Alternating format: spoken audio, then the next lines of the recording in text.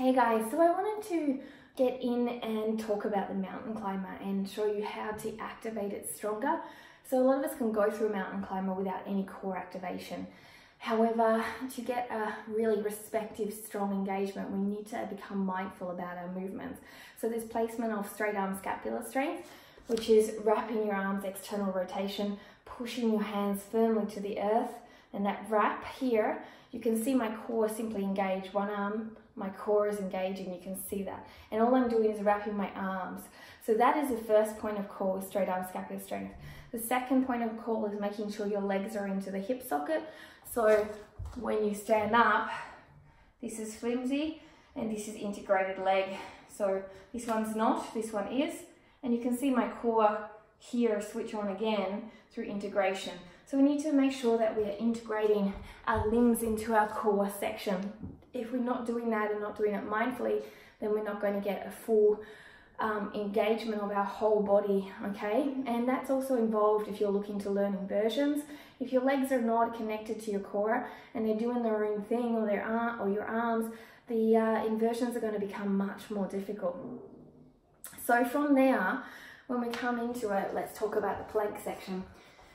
The plank is here, okay?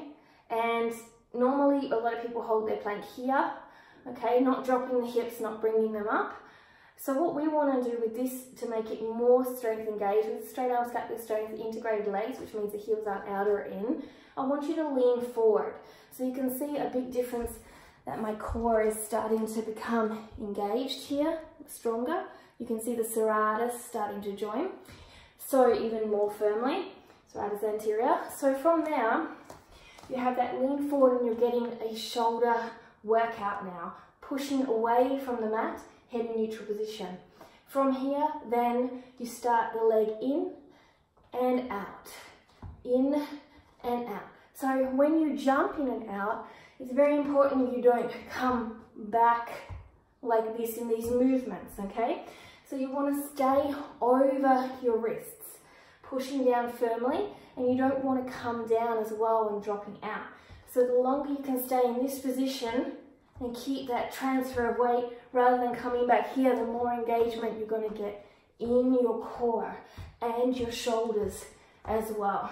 So you can see this is often how people do it.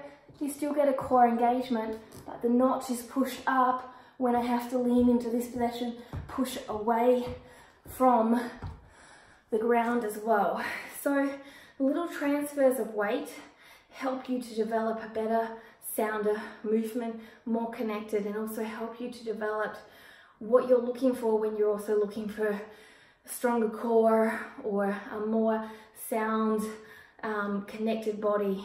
And to be able to create a more sound connected body, or even if you're looking for aesthetic purposes, which a lot of people do, you need to bring the awareness to it and the engagement to it, not just go through the motion and do the exercise. So the more you bring the awareness, the more you bring quality over quantity, the more you understand how the muscles work and you switch them on, the more you're going to get the results that you want. So I hope you enjoyed, and I wish you an amazing day.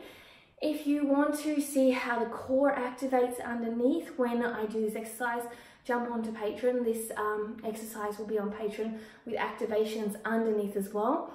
Unfortunately, I can't show it here on YouTube because YouTube doesn't allow, for some reason, they have certain stigmas on things. If you want to see more about engagement of muscles in general, there is Patreon. Otherwise, if you have suggestions that you want tutorials and workouts or yoga moves, then drop a comment below, subscribe, and let me know what you're looking for. Have a great day. Namaste.